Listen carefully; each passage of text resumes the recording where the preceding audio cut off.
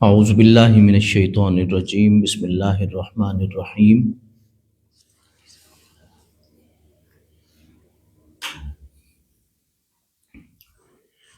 خلاصہ قرآن مجید کے حوالے سے آج ہمارا دوسرے پارے کا تیسرا ربع ہے، اور تیسرا ربع جو ہے ہم نے آیت نمبر 202 پہ ہم نے شروع کرنا ہے۔ 203 سے قرآن مجید اس حوالے سے یہ فرما رہا ہے کہ انسان کے کچھ عمل ذاتی ہوتے ہیں جس میں انسان کی ذات کو نقصان ہوتا ہے، کچھ عمل ایسے ہوتے ہیں کہ جو کہ آپ کے ذاتی نہیں ہوتے بلکہ اس سے آپ کی نسل کو، آپ کے مملکت کو، آپ کی ملت کو نقصان ہوتا ہے۔ یعنی جو ذات کو نقصان دینے والے عمل ہیں اس سے تو آپ کی ذات کو ہی نقصان پہنچے گا، لیکن فساد جو ہوتا ہے، فساد فی الارض جسے کہتے ہیں، اس سے انسان کی نسلیں اور انسان کی زندگی متاثر ہوتی ہے۔ تو قرآن مجید یہ بتاتا ہے کہ ایسے لوگوں کو کنٹرول کرنا بڑا ضروری ہے، اور پھر یہ ہے کہ اگر انہیں کہا جائے کہ آپ غلط راہ چل رہے ہیں اور آپ نامناسب کاموں میں مصروف ہیں، تو انہیں اپنی عزت بڑی پیاری ہوتی ہے۔ یعنی وہ چاہے پوری کائنات کو تہس نہس کر کے رکھ دیں، مگر ان کی نظر میں جب کہا جائے ان سے وَإِذَا قِيلَ لَهُ اتَّقِ اللَّهَ، بھئی اللہ سے ڈرو، اللہ کا تقوی اختیار کرو، یعنی عدل سے کام لو، تو انہیں عزت جو ہے نا اپنی ذات کی وہ بڑی پیاری ہوتی ہے، اور وہ اپنی بات کی خاطر، اپنی ذات کی خاطر جو ہے وہ سب کچھ برباد کر دیں۔ یوں سمجھیے کہ جانور اس لیے برباد کر دیں گے کہ ان کی بوٹی اس میں ہے، بھئی وہ بوٹی جو ہے وہ میں نے لینی ہے، چاہے آپ کا پورا جانور جو ہے وہ تباہ ہو جائے۔ تو مقصد یہ کہنے کا ہے، قرآن مجید یہ اس لیے فرما رہا ہے کہ اگر آپ نے اسلام کے نتائج چاہتے ہیں، یعنی ہم چاہتے ہیں کہ جو اسلام کی باتوں پہ ہم عمل کریں تو اس کا نتیجہ نکلے، تو قرآن مجید یہ کہتا ہے کہ مکمل داخل ہو اسلام میں۔ جیسے مثال کے طور پہ آپ اگر ہنڈیا بنانا چاہیں تو ہنڈیا بناتے ہوئے صرف ٹماٹر سے ہنڈیا نہیں بنائیں گے آپ۔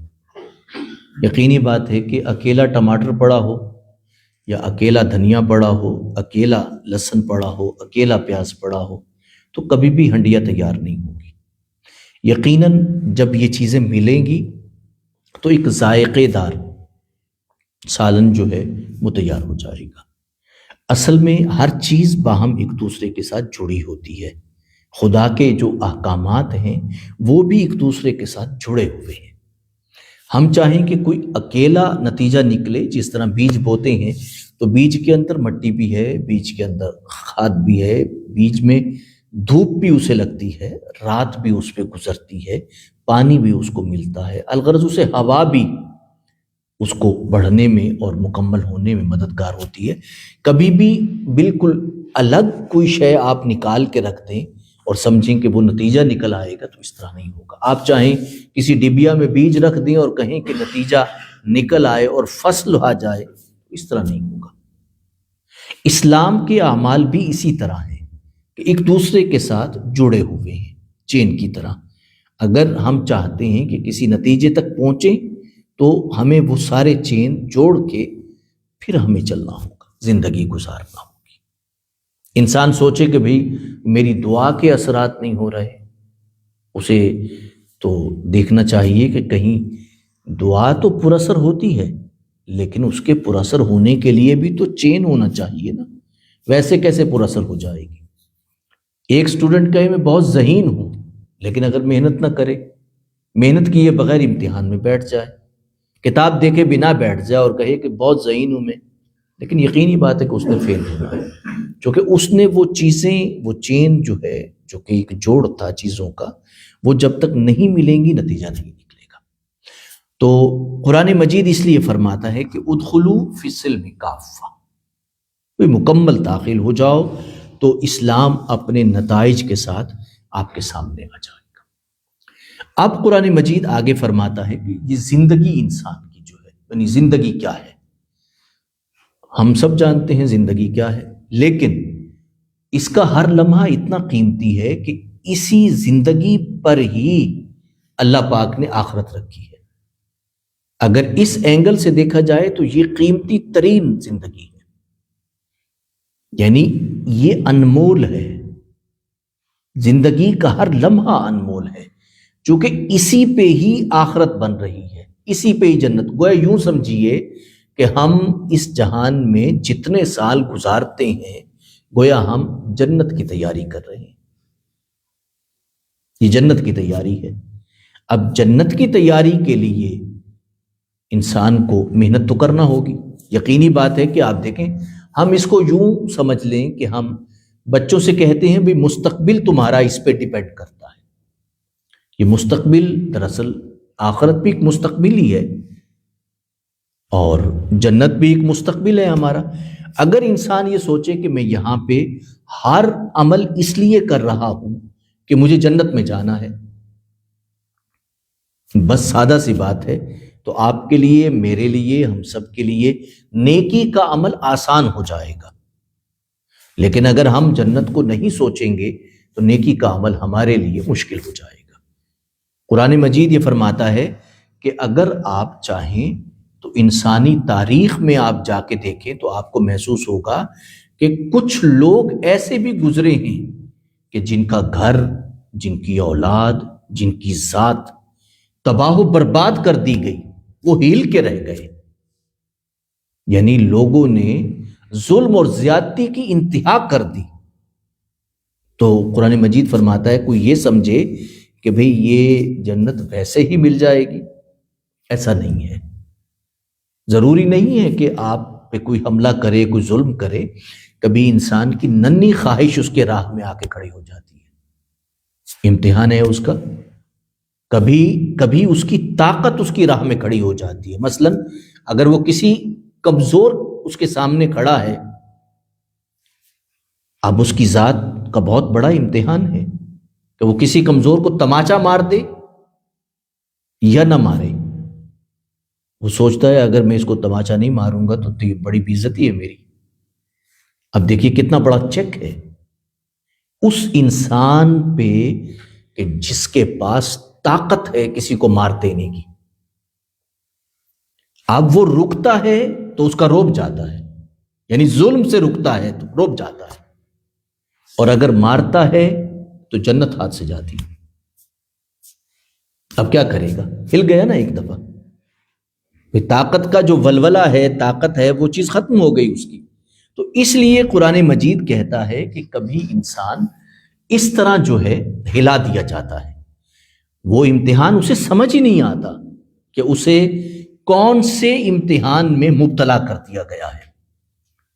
یہ امتحان ہے انسانی زندگی کا، یہ طاقتور کا امتحان ہے۔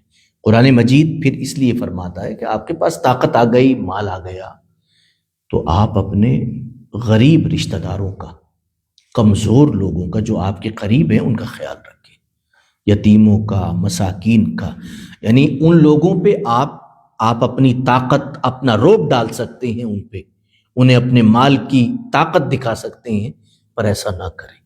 رسالت میں آپ صلی اللہ علیہ وسلم نے تو فرمایا کہ اپنے بچے کو بھی یتیم بچے کے سامنے پیار نہ کرو۔ آپ نے فرمایا کہ اگر آپ کا ہمسایہ کمزور ہے تو اپنے گھر میں کھانے پینے کا سامان چھپا کے لاؤ، اور آپ نے فرمایا کہ پھلوں کا جو چھلکا ہوتا ہے اسے بھی باہر نہ پھینکو تاکہ غریب انسان کی دل آزاری نہ ہو۔ یعنی اللہ کا دین، اسلام جو ہے وہ احساسات کا دین ہے، ایک دوسرے کی عزت کا پاس کرنے کا دین ہے، ایک دوسرے کے احساسات کا خیال کرنے کا دین ہے۔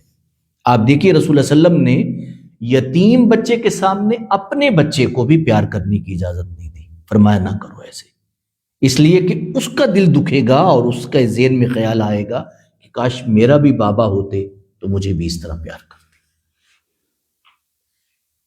اب یہ بات احساسات کی ہے، تو قرآن مجید اس کے بعد فرماتا ہے، اب فرماتا ہے قرآن مجید کہ بھئی جہاد کے حوالے سے بات کرتا ہے کہ بھئی اگر آپ نے اپنی طاقت دکھانی ہے تو جہاد میں دکھائیے، طاقت دکھانی ہے نا، تو کمزور پہ کیوں دکھاتے ہیں؟ ہماری طاقت ساری صرف ہو جاتی ہے کمزور پہ۔ قرآن کہتا ہے طاقت صرف کرنا ہے تو ہجرت کریں۔ ہجرت کا ایک تو طریقہ یہ ہے نا کہ علاقے سے ہجرت کر جائیں، ایک یہ طریقہ یہ ہے کہ جس سے اللہ نے روکا ہے اس سے بھی ہجرت کر جائیں۔ کمزور پہ طاقت دکھانے کا تو کوئی فائدہ نہیں ہے۔ بات یہ ہے کہ آپ میں طاقت ہے تو اللہ کے احکامات پہ عمل کریں۔ اب دیکھیے قرآن مجید آگے فرما رہا ہے جن چیزوں سے ہمارے اعمال خراب ہوتے ہیں یا ہماری زندگی خراب ہوتی ہے وہ کچھ مشروبات ہیں، ان میں شراب بھی ہے۔ اب شراب جو ہے انسان کے اعمال کو متاثر کرتی ہے، انسان کی ذات کو، اس کی شخصیت کو، اس کی نیت کو، اس کے ارادوں کو، ہر چیز کو متاثر کرتی ہے۔ اب قرآن مجید جب فرماتا ہے نا کہ یہ شراب میں نفع اور نقصان کے حوالے سے بات کرتا ہے، پھر دیکھیے شراب کے بارے میں جب بات کرتا ہے قرآن مجید تو تقویٰ کی بات نہیں کرتا، بلکہ فرماتا ہے لعلکم تتفکرون، اگر شراب چھوڑنا ہے تو غور و فکر کرو۔ یعنی یہ نہیں ہے کہ آپ کسی کے سر پہ تلوار لے کے کھڑے ہو جائیں اور اسے کہیں کہ شراب چھوڑ دو، شراب نہیں چھوٹتی اس طرح۔ کوئی بھی عادت ہے چھوڑنے کا طریقہ ایک ہی ہے، کیا کہ آپ غور و فکر کریں اس پہ اور دیکھیں کہ اس کے نتائج کتنے غلط ہیں اور کتنے نامناسب ہیں۔ اگر اسلام نے شراب کو حرام قرار دیا ہے اس کی بنیادی وجہ واضح ہے کہ اس سے آپ میں یعنی پہچان ختم ہوتی ہے۔ جب پہچان ختم ہو جائے تو رشتوں کی پہچان بھی ختم ہو جاتی ہے، دوستوں کی پہچان ختم ہو جاتی ہے، اللہ کے دین کی پہچان ختم ہو جاتی ہے۔ تو قرآن مجید کہتا ہے کہ اس سے اپنے دامن کو بچاؤ۔ اب دیکھیے اس کے بعد ایک اور چیز آتی ہے جس میں پہچان انسان ختم کر بیٹھتا ہے۔ مثال کے طور پہ اگر مرد و عورت کا ایک تعلق جو ہے اس میں اگر انسان مسلمان مرد ہے تو قرآن کہتا ہے کہ مسلمان مرد جو ہے وہ مشرکہ عورت سے نکاح نہ کرے، اور اگر مشرکہ اگر مومنہ ہے تو وہ مشرک مرد سے نکاح نہ کرے۔ کیوں؟ واضح ہے کہ شرک میں اور توحید میں یعنی خدا کو ایک ماننا اور خدا کے برابر سینکڑوں چیزوں کو ماننا، دونوں میں بڑا فرق ہے۔ اصل میں مسئلہ یہ ہے کہ شادی تو ہو گئی، وہ کہتے ہیں جی فلاں نے مشرکہ سے شادی کر لی، ہو گئی، یہ مطلب کون سی بات ہے؟ وہ کسی نے کہا کہ بھئی وضو کرنا ضروری ہے، کسی نے اسے مسئلہ بتاتے ہوئے کہا وضو کرنا ضروری ہے، لازمی ہے نماز کے لیے۔ اس نے کہا میں تو کئی بار بغیر وضو کے پڑھی، ہو گئی، میری تو ہو گئی۔ یعنی مطلب یہ کہ مجھے تو کسی نے روکا ہی نہیں ہے، نہ کسی فرشتے نے آ کے روکا ہے، نہ کسی نے کوئی رکاوٹ ڈالی ہے، میں اسی طرح سجدہ کرتا رہا، رکوع کرتا رہا۔ بھئی کون روکتا ہے؟ بھئی وضو کا مطلب تو یہ ہے کہ اللہ کا حکم ہے۔ ویسے اگر آپ یعنی نیچے اوپر جھکنا چاہیں تو کون روک سکتا ہے آپ کو؟ لیکن نماز جو ہے جو اللہ کے حکم کے مطابق ہونا ہے وہ تو باوضو ہونا ہے۔ تو وہ کہنے کہ میں نے تو شادی کی ہے لڑکی سے، مشرکہ تھی لیکن ہو گئی ہے، تو اس کا کیا مطلب ہے ہو گئی ہے؟ بات یہ ہے کہ ہم نے یہ نہیں دیکھنا کہ صرف اپنے بدن کی خواہش کو پورا کرنا ہے، بلکہ ہم نے یہ دیکھنا ہے کہ کیا اگلی نسل کس بنیاد پر کھڑی ہوگی، اگلی نسل کی بنیاد کیا ہوگی، شرک یا توحید، دونوں میں سے کون سی بنیاد پہ چلے گی۔ تو قرآن مجید کہتا ہے کہ شرک اور وحدت ایک گھر میں اکٹھے ہو جائے تو سوائے تباہی کے اور کچھ نہیں ہے۔ اس کے بعد قرآن مجید جو ہے وہ شادی کے مسائل کو بیان کرتا ہے کہ بھئی آپ اس حوالے سے بیان کرتا ہے کہ شادی کے کون کون سے مسائل ہیں جس میں ایلا ہے، جس میں طلاق ہے اور جس میں دیگر مسائل ہیں۔ انشاءاللہ ہم انہیں کل کے خلاصہ میں آپ دوستوں کے سامنے بیان کریں گے۔ اللہ پاک ہم سب کو عمل کی توفیق عطا فرمائے، آمین ثم آمین، وما علیہ الا البلاغ۔ اللہم صلی وسلم علی سیدنا و مولانا محمد وعلی آل سیدنا و مولانا محمد وبارک وسلم وصلوا علیہ۔